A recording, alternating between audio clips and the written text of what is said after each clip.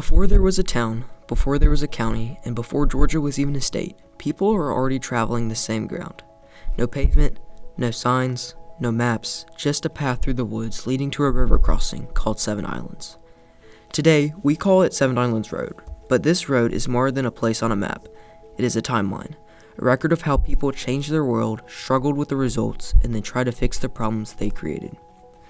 The history of this one road reveals a larger story, how revolutions create reactions and how reactions lead to reform. Seven Islands Road sits in Jasper County, Georgia, surrounded by trees, farmland, and countryside. Most drivers pass through it without noticing anything unusual. It looks like an ordinary rural road, but it is much older than it appears. Long before cars or even wagons, Native American travelers moved through this region following natural pathways along the Ocmulgee River. One of the safest crossing points was an area of shallow water known as the Seven Islands. The most critical factor that caused the road to be in the location that it is was that Seven Islands crossing.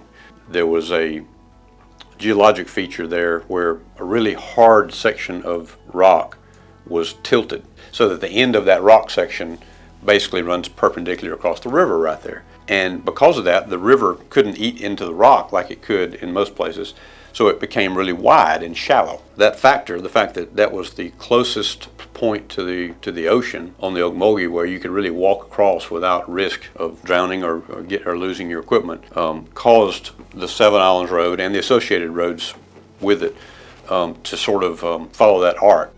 People returned to the same location again and again because geography guided them.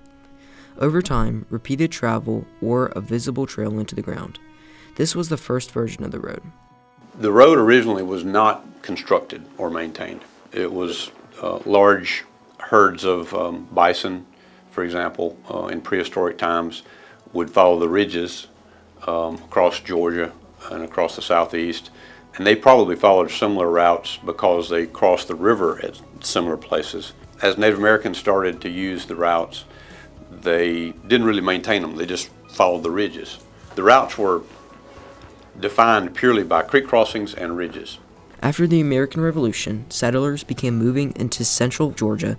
They built farms and communities across the land that would eventually become Jasper County. I lived on Monroe-Tyler Road and it was known as Giles Ferry Road at that time, and it's off Clay Road. Clay Road was part of the Seven Island Trail. I don't know if it was exactly where Clay Road is now, but it was that area. And we traveled on Clay Road every time we left. I think I actually grew up in a tenant house, and when I was a teenager, we moved down to where my grandfather was born.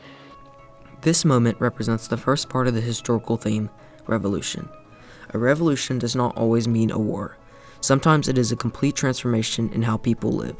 Settlement permanently changed the land, and a pathway once used occasionally became essential to everyday life.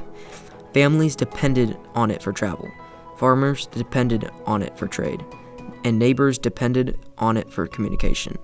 The road connected isolated homes to each other and to the outside world, but revolutions always bring consequences. As more settlers arrived, problems appeared. The road was narrow and muddy after rain. Travel was slow and difficult. Farmers struggled to move crops to markets, and news from nearby towns could take days or weeks to arrive. This was the reaction. People now faced the challenges created by rapid change. Growth had connected the community, but it had also exposed isolation and difficulty. The same road that allowed settlement also limited progress. Communities responded by improving transportation and communication.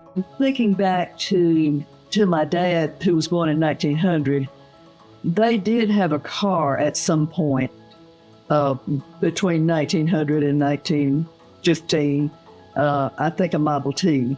But most of their transportation had to do with either horses or mules. In the early 1800s, the route became part of a stagecoach and mail delivery system. Horses carried letters, newspapers, and supplies across the county. Information began to move faster than people ever had before. The road was no longer a path for movement. It became a line of communication. This led to the next stage, reform. Reform means fixing problems created by earlier changes. Each generation worked to improve the road. The trail was widened, travel routes were cleared, Wagons became carriages, and carriages were eventually replaced by automobiles.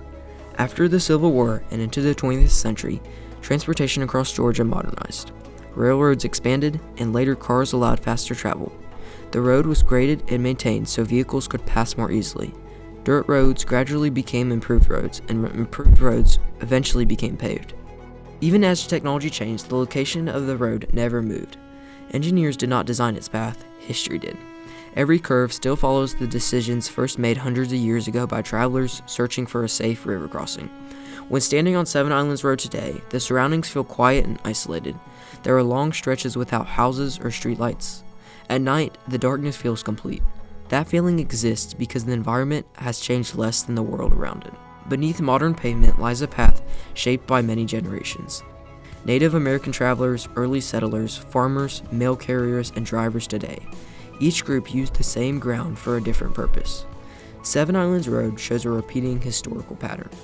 First came revolution. Settlement transformed the land and created a permanent community. Then came reaction. People faced difficulties of distance, transportation, and communication. Finally came reform. Improvements in roads, mail systems, and technology solved those problems and reshaped everyday life. The road did not simply witness history, it demonstrates how history works. Throughout American history, major changes create new challenges. In response, people adapt. They invent solutions, improve systems, and reorganize their society. Then the cycle begins again.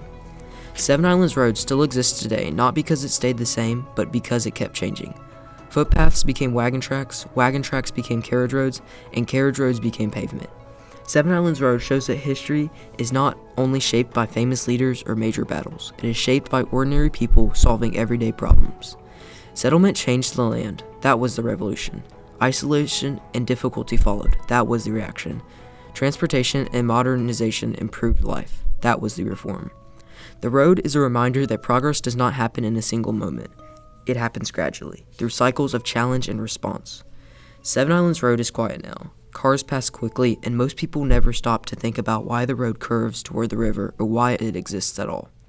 But history did not just pass through this place. History stayed here. And every person who travels it today continues the same journey, moving forward along the path shaped by revolution, reaction, and reform.